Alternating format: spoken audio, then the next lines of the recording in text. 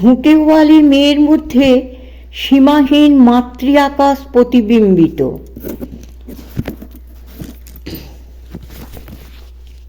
এক গন্ডা, দুই গন্ডা, তিন না না, আবার গুনতে হবে, ঠিক করে গুনো। আবার গুনছি, দেখো, এক গন্ডা, এই হলো দুই শিশি মা দোতলার বারান্দা থেকে দেখছেন একটি মেয়ে ঘুঁটে বিক্রি করতে এসেছে, আর কে একজন ঘুঁটে কেনার জন্য তাকে দিয়ে গোনাচ্ছে। ঘুঁটিওয়ালি এক গন্ডা দু গন্ডা করে ঘুঁটে গুনে গুনে রাখছে, আর যে কিনবে সে কেবলই খিটিমিটি করছে, বলছে ঠিক গোনা হলো না, ফের গোনো, ইত্যাদি। ক্রমে উভয়ের মধ্যে গণনায় অমিল, অবশেষে বচসা। পুনরায় ওই রাশিকৃত ঘুঁটে আবার গোনা শুরু হলো।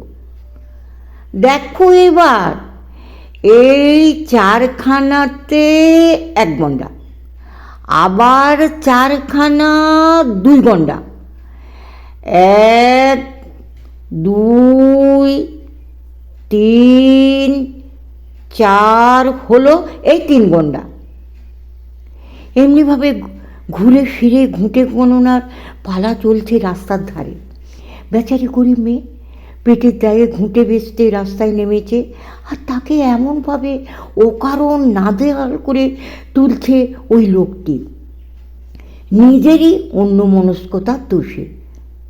করুণাময়ী মা ওপর থেকে এই দৃশ্য লক্ষ্য করে আপন মনে বলতে থাকেন, বেচারিরা পথে পথে গোবর কুড়িয়ে ঘুঁটে দেয়, তারপর অত বড় বোঝাটি মাথায় করে বাড়ি বাড়ি ঘোরে। চারখানি হলে এক গন্ডা, 5-7 গন্ডা হলে তবে একটি পয়সা উপায় হয়। এই তো তাদের রোজগার। এ থেকে চাল নুন কিনে বাড়ি যাবে। গরিব মানুষদের সঙ্গে এত খিচিরমিচির কি কাজ বাপু? হলোই বা 2-4খানা কম। বারান্দা থেকে ঘরে ফিরে এসে তার সেবিকা একটি কন্যাকে ডেকে অতি সঙ্গোপনে তার হাতে 2 আনা পয়সা এবং একটি ঠোঙা ভর্তি প্রসাদ দিয়ে মা বলে দিলেন তাড়াতাড়ি ছুটে গিয়ে ওই ঘুঁটেওয়ালি মেয়েটির আঁচলে সেগুলি দিয়ে আসতে। কন্যাটিও যথা আদেশ তাই করে। মা পুনরায় ওপর থেকে দেখে কথঞ্চিত স্বস্তি বোধ করেছিলেন, মনে হয়েছিল। শ্রী দুর্গাপুরী দেবী এই তথ্যটির বর্ণনা দিয়ে মন্তব্য লিখেছেন, তুচ্ছ ঘটনা, কিন্তু সূর্য কিরণের উদ্ভাসিত শিশির কোণার মতো সমুজ্জ্বল।